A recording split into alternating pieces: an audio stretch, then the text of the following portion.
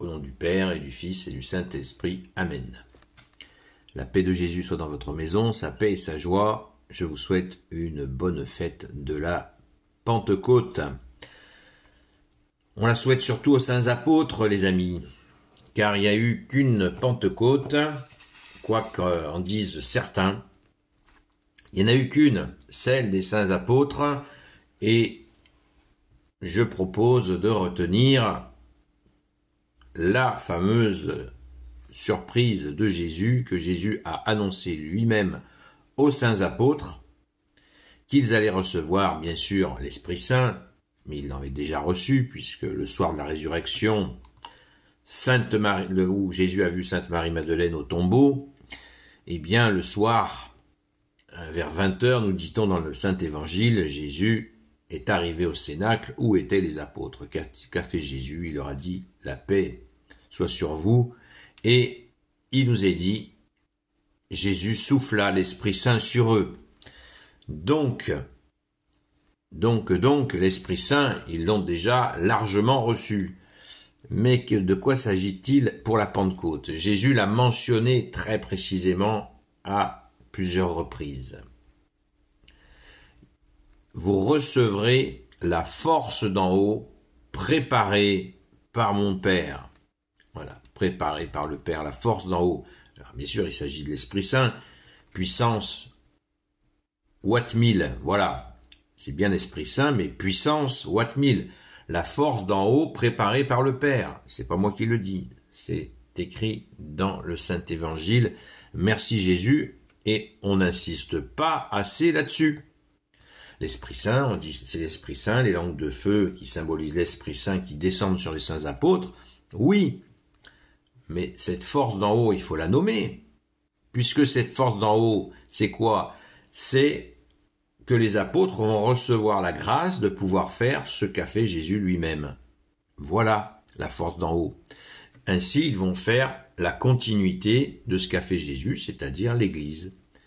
Nous croyons en l'Église, une sainte catholique et apostolique, l'Église des apôtres qui ont reçu la force d'en haut qui leur a permis de faire ce qu'a fait Jésus lui-même, ce qui nous donne une certaine humilité ou une humilité certaine, où on ne va pas s'auto-proclamer à chaque Pentecôte apôtre ou prétendre avoir reçu une force équivalente.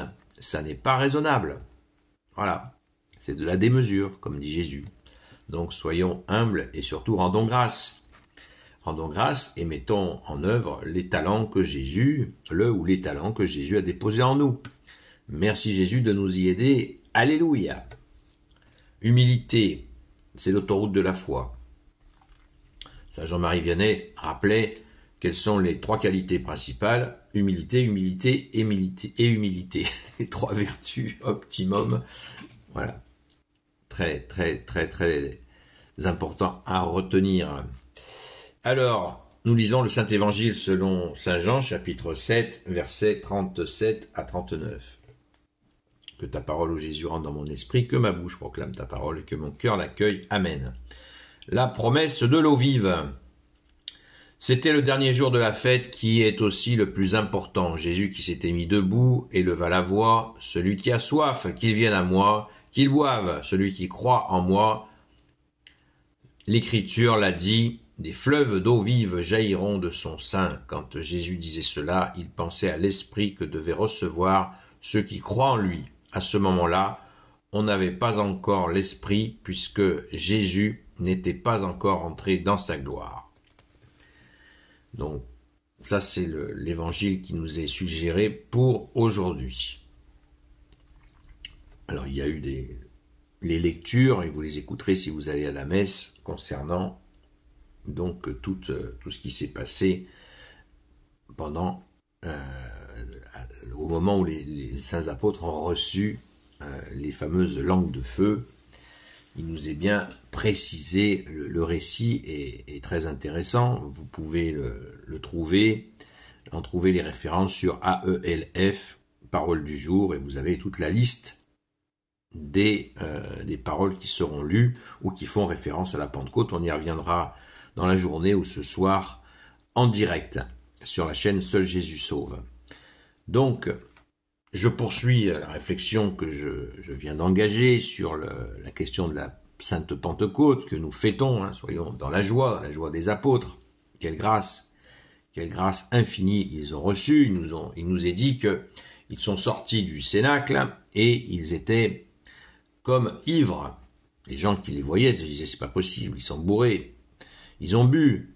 Mais oui, ils ont bu, ils ont été littéralement submergés d'amour. Nous en avons une petite sensation, parfois, pour ceux qui font des louanges. Il arrive qu'on ait cette sensation d'ivresse, qui est, n'est certainement pas la même.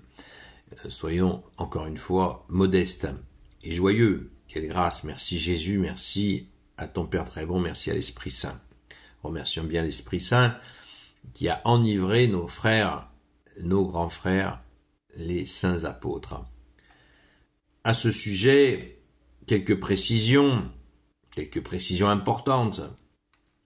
Les apôtres le parlaient en langue. Ils se sont mis, dit-on, quand ils ont reçu cette force d'en haut, ils se sont mis à parler en langue. Mais pas des langues inconnues. Oui. Non, c'est pas ça. Le parler en langue, ce n'est pas ça.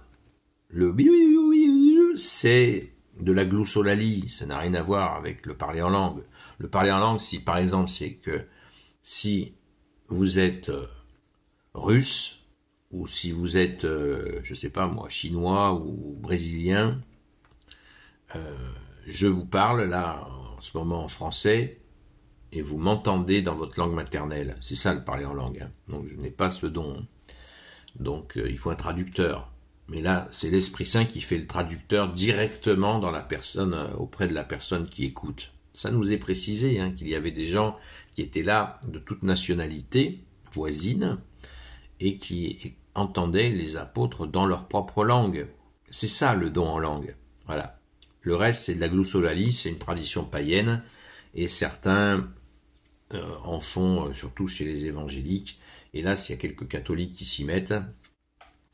C'est bien triste parce que ce n'est pas la langue de l'Esprit Saint. L'Esprit Saint n'utilise pas une langue mystérieuse.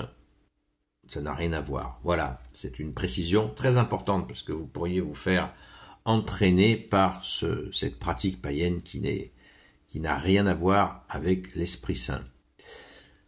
Donc, Sainte Pentecôte, les apôtres vont avoir, ils en sont certainement pas encore pleinement conscients, mais ils vont commencer à faire des miracles comme Jésus jusqu'à ressusciter des morts. Pensez donc que par exemple le grand Saint Pierre, il nous est dit que quand il passait devant quelqu'un de malade, c'est son ombre passait sur cette personne malade, la personne était guérie. Donc c'est une puissance, c'est la fameuse force d'en haut. Rendons grâce, les amis, rendons grâce. Alors, l'Esprit Saint, toujours ce grand mystère, qui est l'Esprit Saint, insaisissable, bien évidemment, qui est Dieu, nous dit le Credo, comme le Père et le Fils. Et nous avons cette joie qui est immense de se laisser, quand nous arrivons à nous laisser conduire par l'Esprit Saint, que nous envoie qui? N'oublions pas, le principal, c'est Jésus qui envoie l'Esprit Saint, les amis. C'est Jésus qui envoie l'Esprit Saint. L'Esprit Saint, on ne peut pas, et il ne nous obéit pas. C'est Jésus qui dispense l'Esprit Saint. Voilà, ne l'oublions jamais. Merci Jésus, alléluia. Je fonce à la messe, à la Sainte Messe, et j'espère que vous aussi. Gloire soit au Père et au Fils et au Saint-Esprit, maintenant et toujours et pour l'éternité. Amen. Ô Jésus, toi qui peux tout et qui porte tout, toi le Sauveur, toi l'Emmanuel, je te confie toutes celles et ceux qui regarderont cette vidéo, ainsi que leurs proches, selon ta seule volonté, ô Jésus.